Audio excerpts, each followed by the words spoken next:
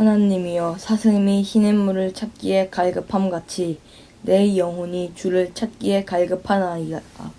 내 영혼이 하나님 곧 살아계시는 하나님을 갈망하나니 내가 어느 때에 나아가서 하나님의 얼굴을 배울까. 사람들이 종일 하는 말이 내 하나님이 어디 있느뇨 하오니 내 눈물이 주야로 내 음식이 되었도다. 내가 전에 성의를 지키는 무리와 동행하여 기쁨과 감사의 소리를 내며 그들을 하나님의 집으로 인도하셨더니 이제 이 일을 기억하고 내 마음이 상하는도다. 내 영혼아, 내가 어찌하여 낙심하며 어찌하여 내 속에서 불안해하는가. 너는 하나님께 소망을 두라. 그가 나타나 도우심으로 말미암아 내가 여전히 찬송하리로다. 내 하나님이여, 내 영혼이 내 속에서 낙심이 되므로 내가 요단 땅과 헤르몬과 미살산에서 주를 기억하나이다. 주의 폭포 소리와 깊은 바다가 서로 부르며 주의 모든 파도와 물결이 나를 휩쓸었나이다. 낮에는 여호와께서 그의 인자하심을 베푸시고 밤에는 그의 찬송이 내게 있어 생명의 하나님께 기도하리로다. 내 반석이신 하나님께 말하기를 어찌하여 나를 잊으셨나이까.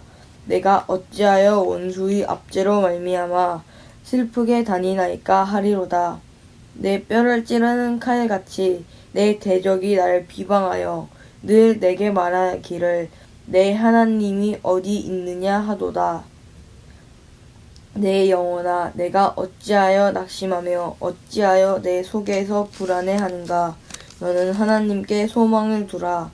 나는 그가 나타나 도우심으로 말미암아 내 하나님을 여전히 찬송하리로다. 아멘.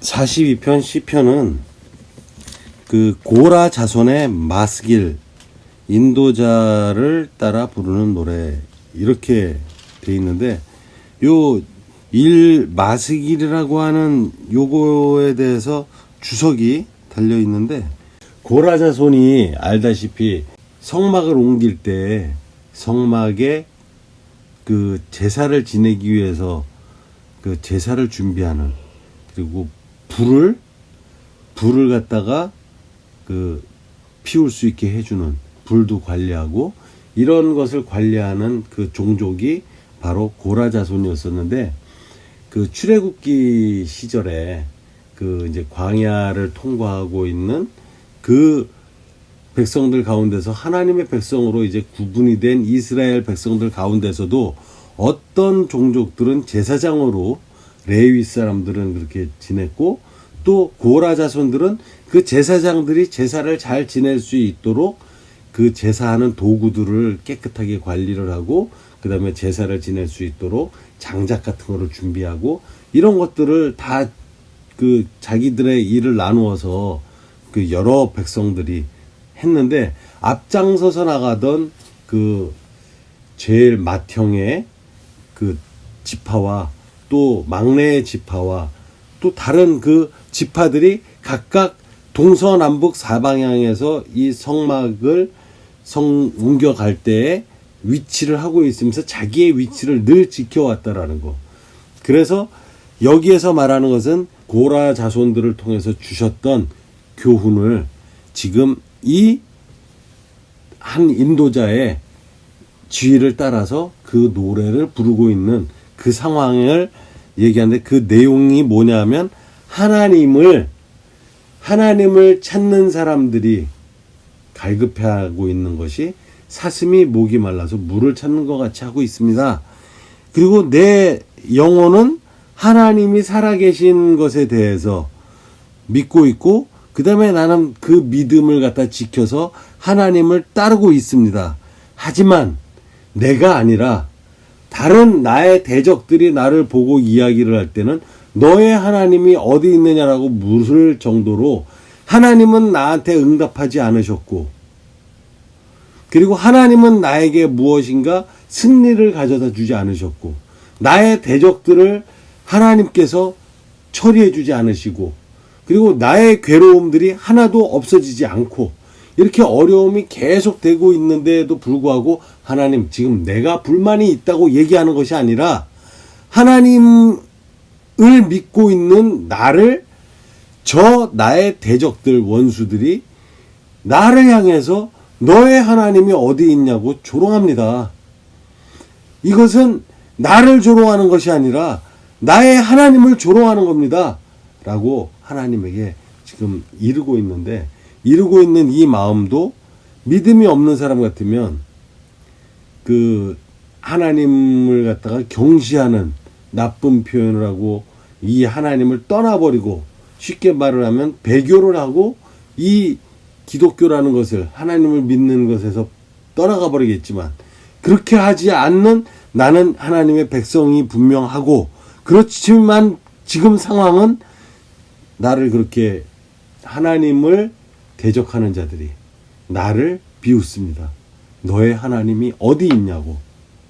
그러니 하나님, 나에게 하나님이 있다라는 것을 보여주심으로 위안을 주시고, 또 내가 위안을 받음으로 저 녀석들이 하나님에게 혼나는 걸 좀 보고 싶습니다. 이런 마음이 숨어 있지 않겠는가. 하지만 여기에서 그러한 내용을 찾아보려고 하니까, 그러한 내용은 가장 단순한 동네에서 유치원, 초등학교도 못 다닌 꼬마들이 서로 티격태격할 때, 엄마, 제가 우리 집에 엄마가 없대. 그러니까 엄마가 나와서 좀 혼내줘. 그래서 엄마가 나와가지고 너네 왜 싸우니?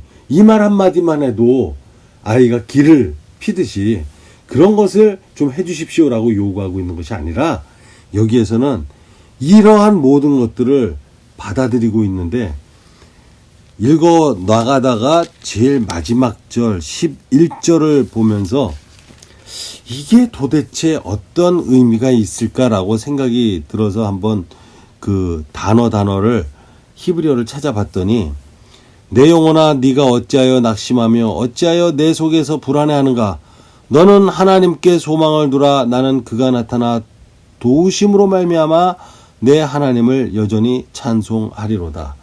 이거는 지금 나의 이야기를 하고 있는 것이 아니라 완전히 느닷없이 이 말을 하고 있는 사람은 분명히 지금 시를 읽고 있었던 이스라엘의 백성이고 대적들에게 조롱을 받고 있는 나라는 존재였었는데, 이 존재가 이야기하고 있는 내용이 너무 이렇게 다른 사람인 것처럼, 마치 구경꾼이 구경을 하고 있다 이야기를 하는 것처럼 이야기를 하고 있어서 찾아봤는데, 우선 첫 번째로 그 영혼이 낙심하고 또 불안해하고 이러한 것들에 대해서는 말 그대로 불안해하고 있고 낙심해하는 지금의 이 상황을 이야기를 하고 있지만, 그 정확한 단어 가운데 하나가 뭐냐면, 너는 하나님께 소망을 두라 라고 얘기한 이 소망이 뭐냐면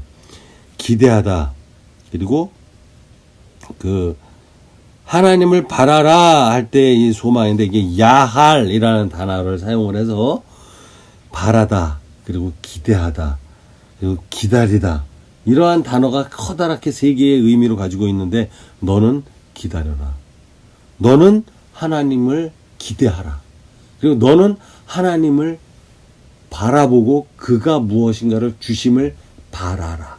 이런 의미에서의 이 야할이라는 단어가 있으면서 소망을 두라, 나는 그가 나타나 도우심으로 말미암아, 이렇게 얘기를 하는 이 또 그가 나타나시는 것은 어떤 분이 나타나서 도우시는 것인가. 내 얼굴을 도우시는, 내 얼굴을 도우시는, 그러니까 나의 이 보는 것과 숨을 쉬는 것과 먹어서 살아내는 이 얼굴에 있는 이 모든 것들을, 이 얼굴이라고 하는 것은 단순히 나라는 존재가 아니라 나의 미세한 모든 것, 내가 살아가는 데 있어서의 뭔가 목표를 바라보는 눈과, 또 그 삶을 살아가기 위해서 공기를 호흡해야 되는 코와, 그리고 음식물을 먹어야 하는 입과, 하나님을 찬양해야 하는 입과 음식물을 먹어야 하는 입과 누군가를 저주를 할 수 있는 입도 이 얼굴 안에 다 포함되어 있다. 그것뿐만이 아니라 이 얼굴에서는 자기 스스로 들리는 말을 막을 수도 없고 또 들리지 않는 소리를 억지로 들을 수는 없는 것이지만 그래도 듣는 귀, 기다리는 귀가 있고 어떤 음성이 들리면 그것을 받아들이는 이 귀, 이 모든 것들이 조합되어서 얼굴을 형성하고 있는데 이 얼굴을 이야기를 하는 것이 바로 파님이라는 단어를 통해서 여기에서는 그가 나타나서 도우신다라고 할 때 도우시기 바로 전까지 그가 나타났다라고 하는 부분이 바로 파님, 얼굴. 이것을 마치 대면하여 보듯이라는 표현을 했던 것처럼 하나님의 말씀이 깨달아지기 시작하면 하나님의 얼굴을 내가 머릿속으로 상상을 했었던 그러한 일들이 눈으로 대면하여 보듯이 확실하게 깨달아 알아지는 날이 올 것이다라는 말이 있는데 그것처럼 무엇인가 확실한 현상이 생겨진 상태, 그가 나와 얼굴을 대면하게 되는 그 상태가 되어지는 것이 바로 여기에 그가 나타나. 그리고 이제 두 번째 말에 그 도우심이라고 써 있는 이 도우심이 뭐냐면 바로 예수와. 이 도우시는 구원, 구출이라고 얘기하는 예수와. 이 단어를 사용해서 나에게 도움을 주시고 나를 도우실 그 일이 나에게 얼굴 앞에 맞댄 것처럼 나타나시는 그분이 나타나신 상황. 그분이 바로 일을 진행한 동사 구원이 무엇이냐 하면 예수아였었다. 그럼 그 예수아가 여기에서 무엇을 하라는 얘기지? 그랬더니 그 도우심으로 말미암아서 내 하나님, 나의 엘로힘, 그분을 여전히 나는 지금 이 상황에서 찬송하리로다. 이렇게 얘기가 되고 있어. 그러니까 이 얘기가 뭐냐면 마지막 절에서 마치 딴 사람이 이야기하는 것처럼 이야기를 했지만 이것은 인도자를 따라서 부르는 하나님을 찬양하는 노래 가운데서 우리가 찬양을 했던 부분인데 그게 지금 이스라엘 백성들은 예수는 뭐 존재가 어떤 존재다, 뭐 선지자다, 하나님이다, 아니다 이런 것을 이야기를 하겠지만 그것과 상관없이 지금 이 시편 42편에서 얘기하고 있는 11절에서의 엘로힘을 얼굴 대 얼굴로 마주보는 그날 이루어지는 것이 하나님의 도우심이다. 그 도우심이 바로 예수아라고 하는 단어를 가지고 이루어지고 있다.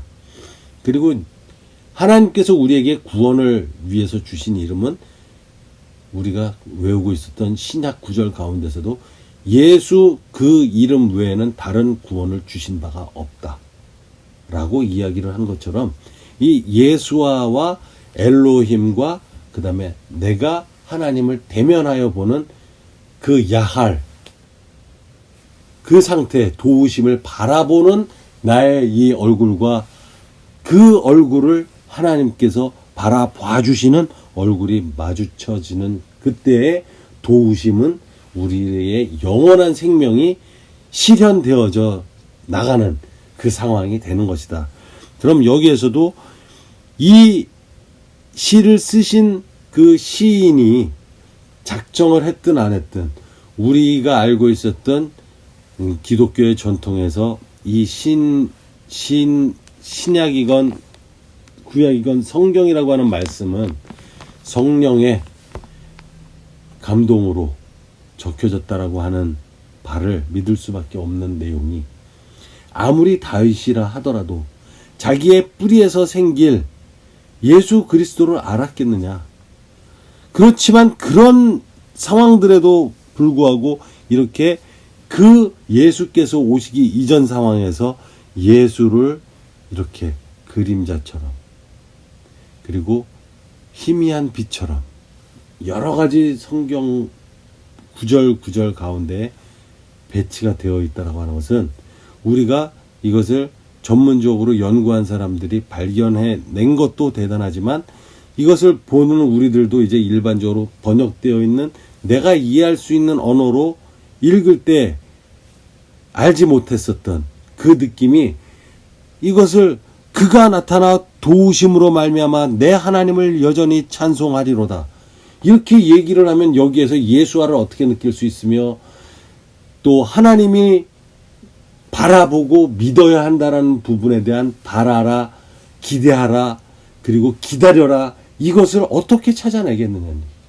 그 한 단어를 갖다가 여러 가지의 단어로 다 풀어서 해석을 할 수도 없었고 그렇지만 이렇게 나타난 것을 이제 읽다 보면 전체 문맥에서 느낌에 이것은 뭔가 좀 뚝 떨어진 듯한 느낌을 주는 구절들이 우리들 마음에 올 때 그때 그것이 내가 분석을 할 수 있는 그러한 어떤 도구들 사전이라든지 또는 여러 가지 그 성경을 해설해주고 원어가 어떠한 것이라고 알려주는 이러한 프로그램들을 통해서 그것을 찾아보게 되면 더 쉽게 이 의미들이 생각지도 않은 곳에 이러한 묘한 단어들의 배치가 있구나 이런 것들을 발견하게 될 텐데 그러한 발견의 삶이 생활 가운데서 일어날 수 있게 성경을 사랑하시기 바랍니다.